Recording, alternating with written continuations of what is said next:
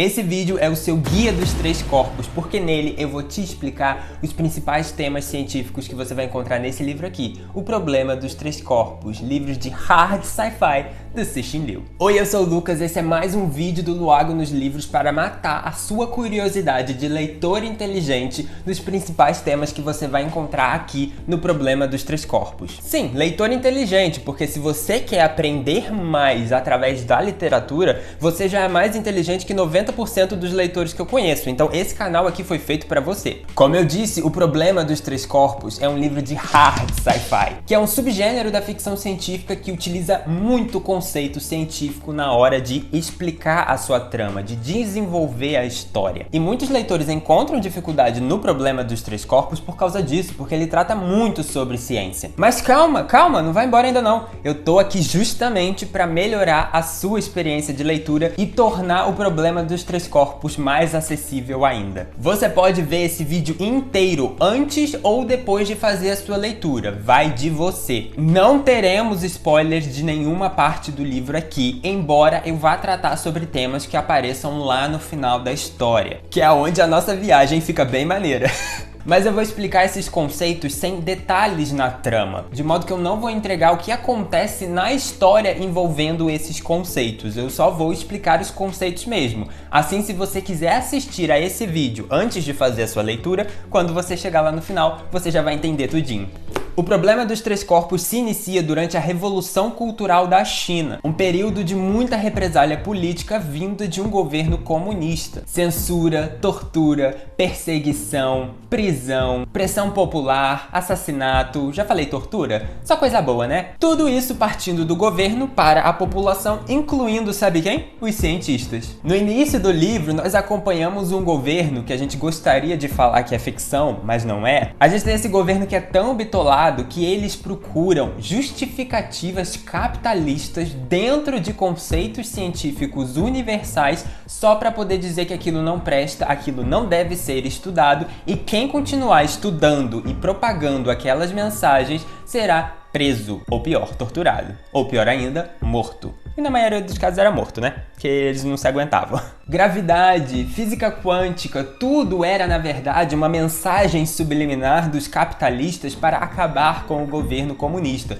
E quem continuar estudando, quem continuar publicando artigo e fazendo pesquisa nessas áreas, vai ser assassinado. É um início de livro bem pesado, não vai ser para qualquer um, temos cenas bem fortes aqui. Quem também não vai aguentar o início desse livro é quem prefere colocar os óculos da cegueira social só para favorecer uma narrativa, em vez de olhar para a realidade. Com o passar dos anos nesse livro aqui, vamos acompanhar vários personagens numa trama que é sempre mais complexa do que parece, envolvendo organizações secretas, dramas pessoais e suspense no meio científico. Se você quiser fazer sua leitura e ainda não tem o livro, olha o link lá na descrição e se prepara, aperta o cinto que a nossa nave vai zarpar. No início da história, alguns personagens vão se deparar com resultados científicos alarmantes e que são um prenúncio do que vai acontecer ao longo dessa história. Aparentemente, estavam fazendo um experimento em específico em 3 laboratórios diferentes espalhados pelo mundo e eles estavam dando resultados diferentes. Não só resultado diferente entre os 3 laboratórios, mas dentro do mesmo laboratório o resultado divergia no mesmo experimento. Eles faziam um experimento uma vez, dava um resultado. Faziam de novo, dava um outro resultado, completamente diferente do anterior. E por que isso é alarmante, principalmente envolvendo experimentos físicos, ou seja, no estudo da física? Porque temos uma máxima, uma premissa na física que é a seguinte: as leis físicas não variam no espaço e no tempo. E nós precisamos dessa estabilidade para viver e para estudar as coisas à nossa volta, estudar a natureza. É por causa da permanência das leis físicas, onde quer que você esteja e em que tempo você esteja, que nosso conhecimento consegue progredir e evoluir. Pega a gravidade como exemplo. Vai, imagina aí. Se ela variasse com o tempo. Agora, a gravidade aqui na Terra é de 9,2 metros por segundo ao quadrado. Agora e sempre, tá? Mas imagina só para nosso exemplo. Daqui a 5 minutos, ela vai mudar para 7 metros por segundo ao quadrado. Depois disso, daqui a uns 15 minutos, em vez da gravidade gravidade atrair os corpos, ela vai passar a repelir. Percebe a loucura que seria viver num mundo em que as leis físicas não fossem fixas? E é um pouquinho dessa loucura que você vai testemunhar aqui no Problema dos Três Corpos. Mas eu vou deixar para você sentir isso quando você estiver fazendo a sua leitura. O próximo tópico é lindo! Eu juro que quando eu lia, eu me arrepiei todinho.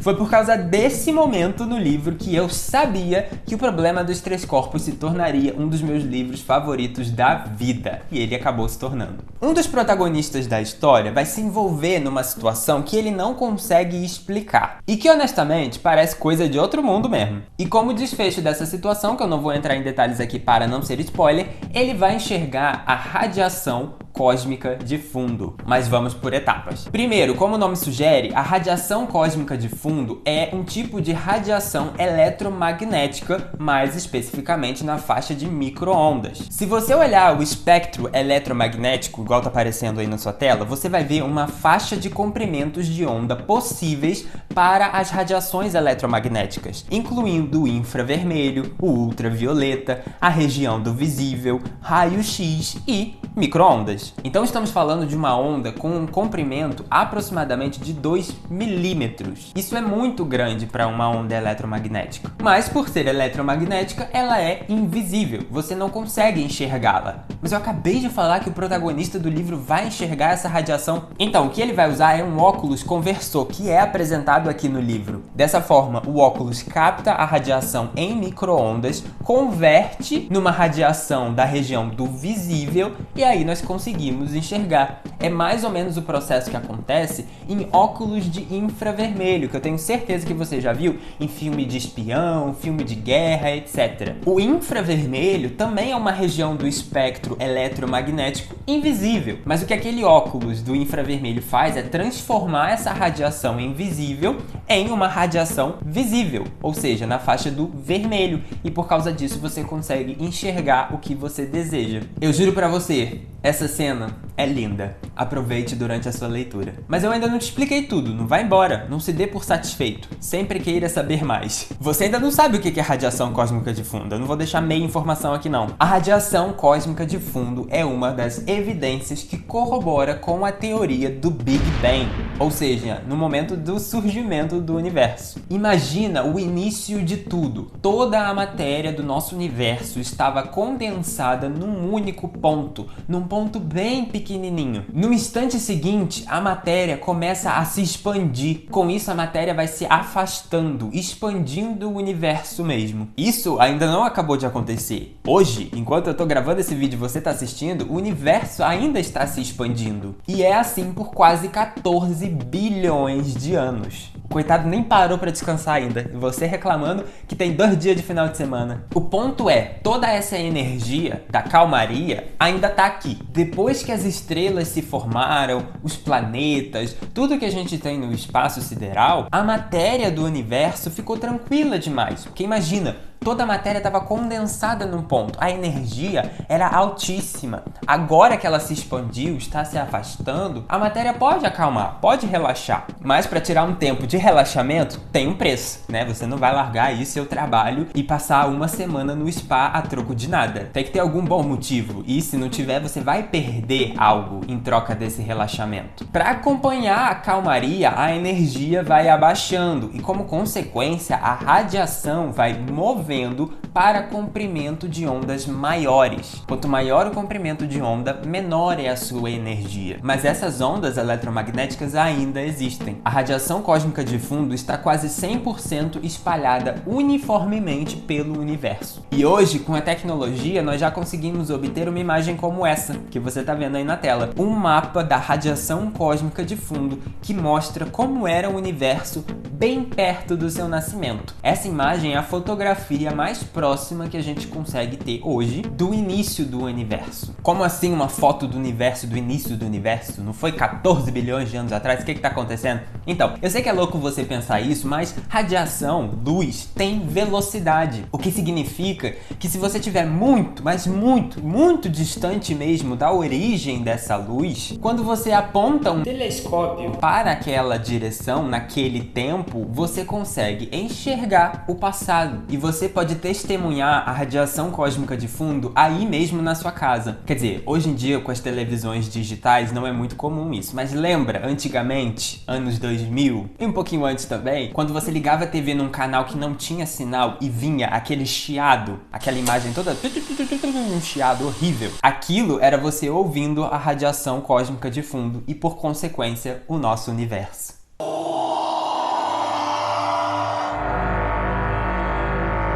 Agora cá entre nós, um segredinho aqui. Você sabe que é muito difícil levar conteúdo de qualidade para as outras pessoas, né? Conteúdo mesmo, conteúdo com substância. Não é um videozinho raso não, que todo mundo vai assistir, compartilhar, rir e 5 minutos depois vai esquecer, né? Você sabe, é bem difícil. Por isso que nós agradecemos sempre aos nossos apoiadores e nesse vídeo eu vou agradecer ao Thiago Alves, que é apoiador desse canal de longa data e também muito fã do Problema dos Três Corpos, e ele me incentivou demais a fazer essa leitura e a continuar. Thiago, olha lá, ó, Floresta Sombria tá me olhando ali, daqui a pouco eu vou pegar. Escolhi o Thiago também porque, além de ser fã do Problema dos Três Corpos, ele é professor. Então ele entende um pouco da dor que é você ter um trabalho com substância, um trabalho que causa um impacto verdadeiro na vida das pessoas e ganhar um salário michuruca porque os outros não estão nem aí pra você. Então muito obrigado, Thiago, por estar aí pela gente, da mesma forma que nós estamos aqui por todos os professores e todos os produtores de conteúdo com conteúdo de qualidade. Se você quiser apoiar o nosso trabalho, de levar ciência através da literatura para outros leitores, olha o link lá na descrição. Se você acha que isso não é importante, prefere ser um videotinha, como chamava Bia Bedran,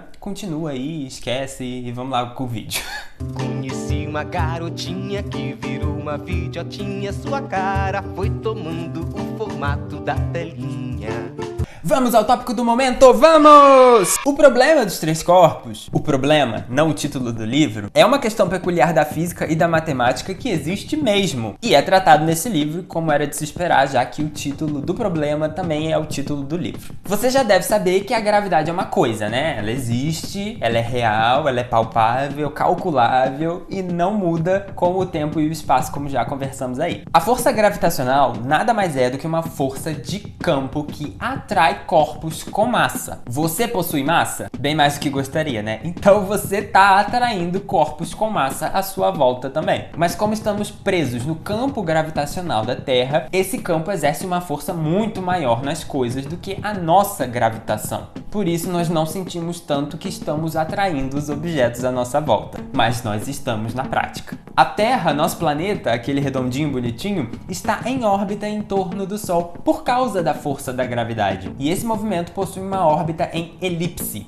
Um círculo, só que mais achatadinho nas pontas, então ele é um pouco mais compridinho. Nesse sistema que eu acabei de comentar com você, nós só temos dois corpos, a Terra e o Sol. Esse sistema é simples, calculável, tudo de bom. Se adicionarmos um outro corpo celeste e aí ficarmos com 3 corpos orbitando entre si, nós temos um problema, porque a órbita não vai ser regular, não vai ser calculável, não vai ser bonitinha, não vai ser simples, vai ser complexa e caótica. O movimento de 3 corpos orbitando entre si é aparentemente aleatório e ele depende muito da condição inicial desses 3 corpos, não sendo possível então a gente descrever esse movimento através de uma equação matemática. E muitos estudiosos ao longo de todo esse tempo que a matemática existe dedicaram sua vida inteira para estudar o problema dos 3 corpos e chegaram a nenhuma conclusão. Na verdade, chegaram a uma. Não há uma solução. Passei semanas treinando meu francês para isso, ó. Aprecie esse momento.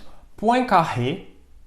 Foi bom. Julga aí meu francês. Poincaré, que inclusive é citado nesse livro, em 1890 chegou à conclusão que o problema dos 3 corpos não poderia ser descrito através de equações matemáticas integrais ou algébricas. Mas pera, você acabou de falar aí do exemplo da Terra e do Sol. A gente não tem uma Lua aqui do nosso lado orbitando? Não tem 3 corpos aí? Se você pensou isso antes de eu falar, meus parabéns. É de você que a gente tá precisando, a gente, o mundo, todo mundo, pessoas que pensam.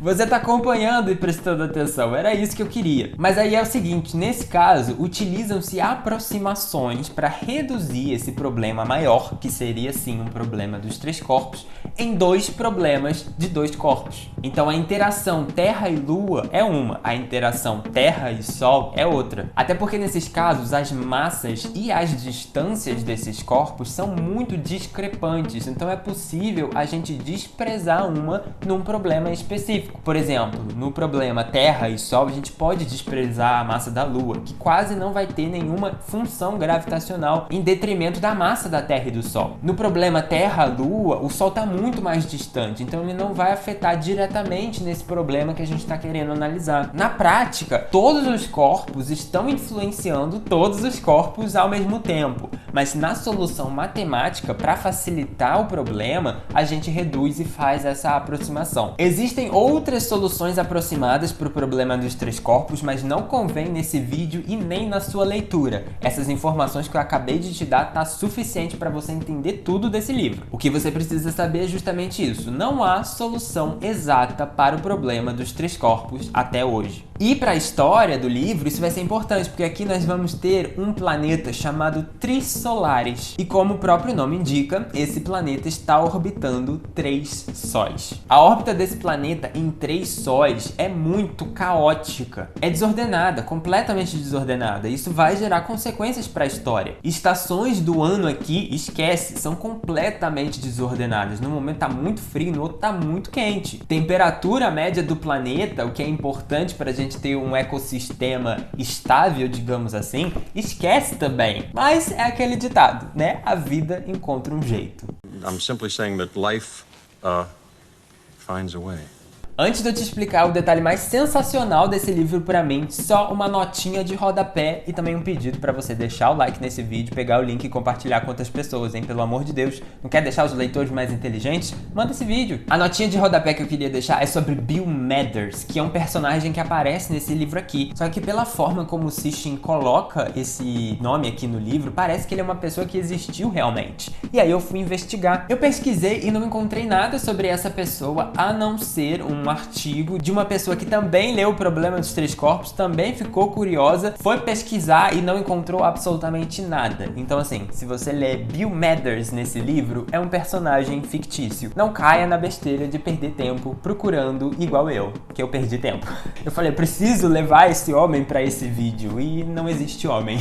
Enfim, hashtag fomos todos trollados pelo Cixin Liu. Eu e o moço daquele artigo que eu vou deixar aqui na descrição. Mas continuando com o vídeo, com coisas que existem mesmo. Eu preciso que você esteja aqui comigo, juntinho, fixo nesse vídeo, pra testemunhar essa belezura que, meu Deus do céu. Vamos falar agora sobre dimensões espaciais. Não é dimensão de mundo paralelo, de universos alternativos. Não, são dimensões espaciais. É interativo, hein? Eu faço a pergunta, você responde. Quantas dimensões você consegue perceber à sua volta?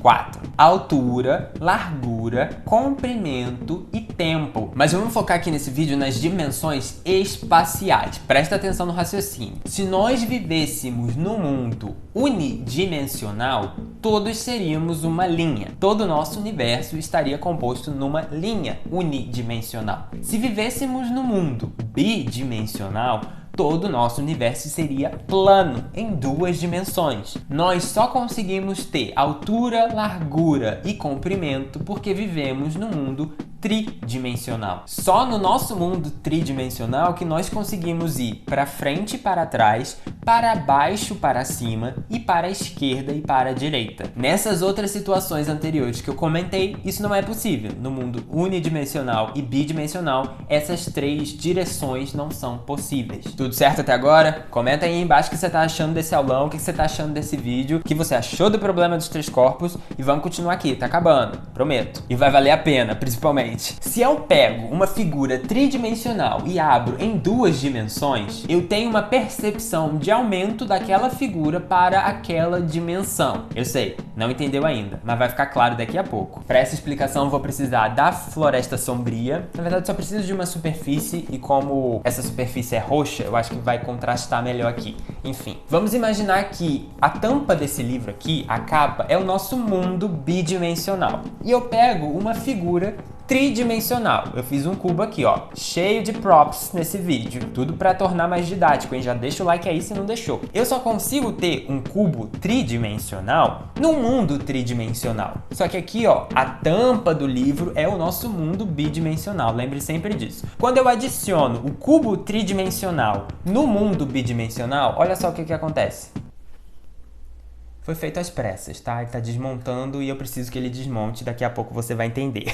Se você vivesse nesse mundo bidimensional aqui da capa do livro, você veria o cubo tridimensional? Não, você só veria essa parte aqui, ó, esse quadrado que está encostado nesse universo. Tá percebendo? As pessoas desse mundo não conseguem enxergar o topo desse cubo, porque a parte que está no universo bidimensional é só o quadrado aqui de baixo. Então, tudo que o mundo bidimensional percebe do cubo tridimensional é uma projeção bidimensional desse cubo. Prestou atenção aí? Agora a gente vai abrir esse cubo em duas dimensões. E eu quero que você preste bastante atenção no tamanho desse cubo antes da gente abrir. Ó, tá vendo? Agora vamos abrir.